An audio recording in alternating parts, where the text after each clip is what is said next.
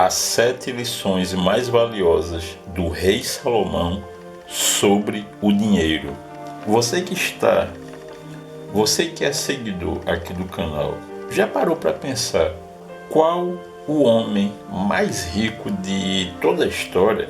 Não sei, será que você pensou em Larry Page do Google, Jack Ma, Elon Musk, Bill Gates, Jeff Bezos? Se você já é um investidor como eu, deve ter pensado em Warren Buffett, ou mesmo Mukesh Ambani. Na realidade não é nenhum deles.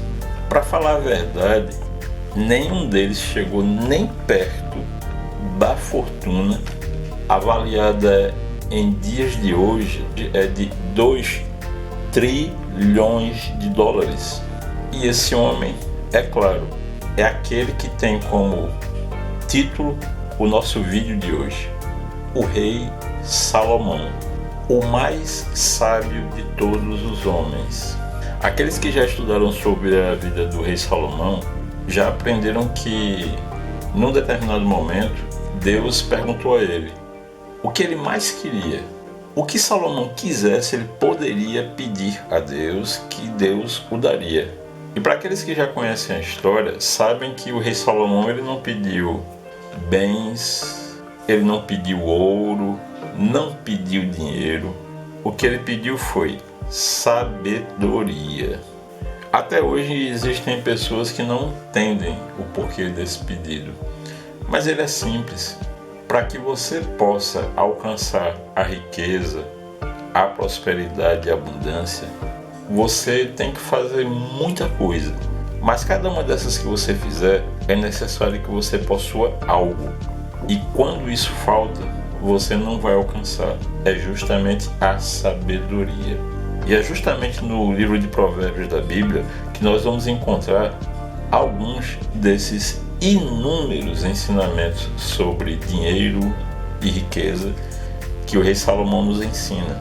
Seria bom então que você, caríssima seguidora, acompanhasse o nosso estudo com a Bíblia em mãos, para que você possa entender de fato a profundidade desses ensinamentos. Primeiro ensinamento, contidos no livro de Provérbios do rei Salomão, no capítulo 11, versículos 24 e 25. E ele diz o seguinte: a quem dá com liberdade e o obtém mais, outros poupam demais e vivem na indigência. Alma generosa será cumulada de bens, e o que largamente dá, largamente receberá. Do que o rei Salomão está tratando aqui? A lei da compensação, que já foi estudada aqui no canal. Algo que nós já falamos incansavelmente aqui é o seguinte: você pode pedir, mentalizar, buscando manifestar a riqueza, mas a pergunta é: o que você pretende dar em troca por aquilo que você está buscando manifestar? Isso, em resumo, é lei da compensação. E é disso que trata este versículo. O segundo ensinamento nós vamos encontrar no capítulo 10, versículo 4. E ele fala assim: a mão preguiçosa causa a indigência, a mão diligente se enriquece. Isso pode parecer muito básico, muito superficial. A maioria, quando ouve esse versículo, pensa logo assim: ah, entendi, eu já sei exatamente do que se trata. Mas você sabe mesmo? Esse ensinamento trata da procrastinação.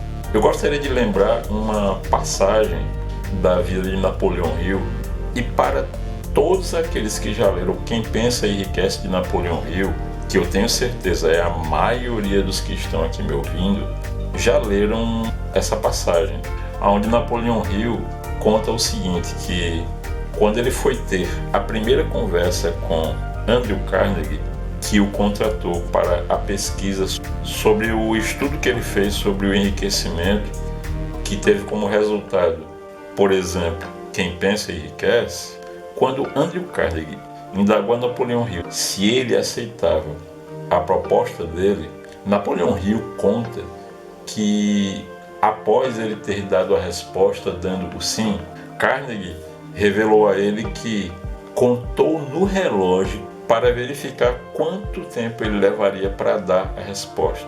E ele revelou o seguinte: se a resposta fosse demorada, ele, Carnegie, não aceitaria mais o compromisso. Ou seja, uma característica dos milionários é não ficar indeciso frente a uma grande decisão. Essa é uma característica de todos os homens que realizam e nunca procrastinam. Vale a pena você pensar sobre esse ensinamento. Terceira lição do rei Salomão. Vocês vão encontrar no capítulo 16, versículo 16. Essa passagem fala assim: adquirir a sabedoria vale mais que ouro. Antes, adquirir a inteligência que a prata. Nessa passagem, o rei Salomão nos ensina sobre a busca pelo conhecimento que deve ser constante. Algo que eu aprendi com um dos meus 3 mentores, o professor Marcos Trombetta, muito embora os outros 2 também façam o mesmo, é todos os dias, várias vezes ao dia, eu me dedico no estudo da prosperidade e aperfeiçoamento, não só através de livros, mas principalmente através de livros e vídeos, e-books. Quando você assume essa postura, você já vai estar dentro daqueles que são a minoria da sociedade, já que, como vocês sabem, o brasileiro é o segundo povo no mundo que menos lê. E vocês sabem hoje em dia que esse é uma das barreiras que as pessoas colocam entre elas e o enriquecimento. Vamos para a 4ª lição do rei Salomão, que nós vamos encontrá-la no capítulo 17, versículo 16. E fala assim: para que serve o dinheiro na mão do insensato? Para comprar a sabedoria? Ele não tem critério. Vejam que coisa interessante. Tanto a gente tem falado aqui no canal e batido bastante com relação à educação financeira.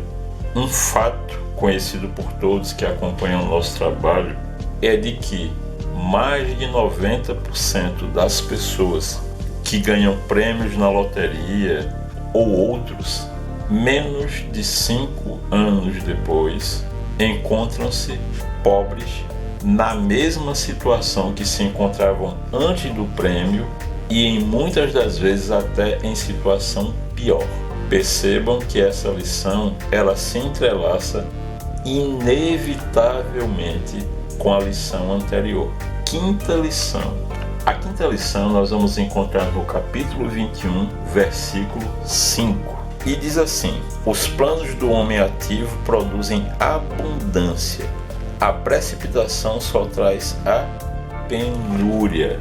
Nós já estudamos sobre o princípio que envolve essa passagem, na lição que fala sobre objetivo principal definido.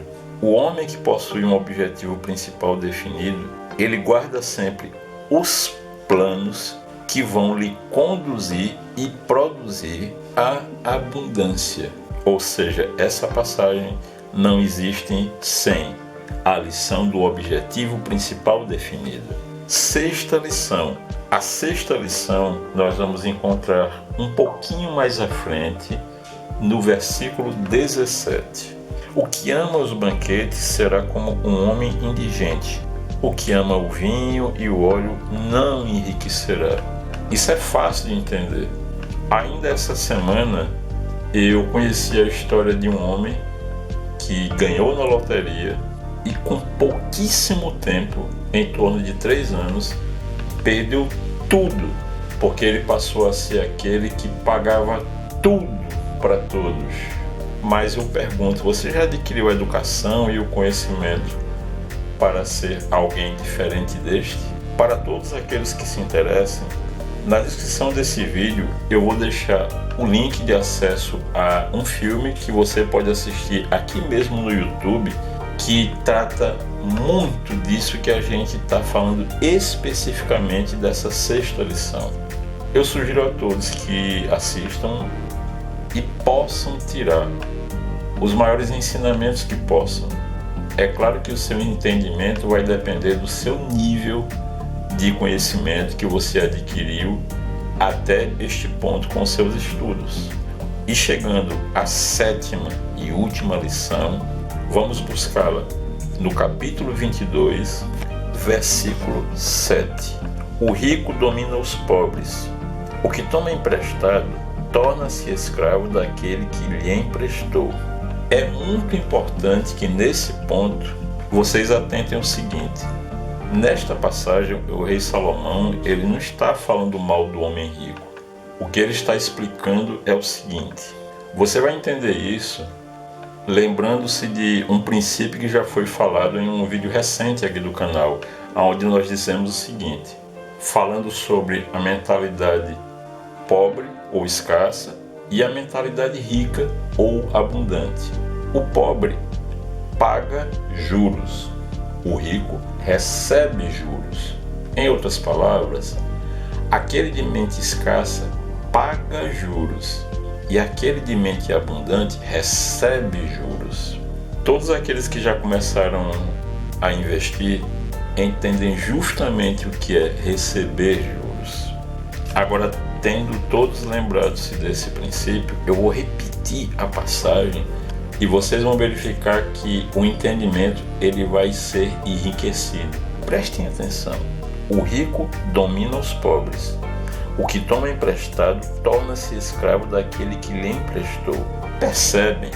Quando o pobre paga juros, ele torna-se escravo daquele a quem ele paga. Ou seja, ele torna-se escravo do dinheiro. Mas quando você aprende a receber juros, quem é que está trabalhando para você receber os juros se não o dinheiro? Então, nesse caso, você tornou-se o senhor do dinheiro e não escravo dele. Agora, meus queridos seguidores e seguidoras, inscritos e inscritas aqui do canal, eu lhes peço, vamos meditar sobre essas 7 lições do rei Salomão sobre o dinheiro em Provérbios e ao final dessa meditação, olhem para si mesmos, que vocês vão perceber que tornaram-se pessoas muito melhores. A minha gratidão imensa por todos vocês acompanharem o nosso trabalho, por fazerem parte dessa mente mestra. E lembrando que no nosso Apoia-se, com uma contribuição a partir de R$5, vocês podem começar a ter acesso aos primeiros ensinamentos sobre a educação financeira. E para todos aqueles que desejarem contribuir ainda mais com o nosso trabalho, vocês também encontrarão o nosso Pix.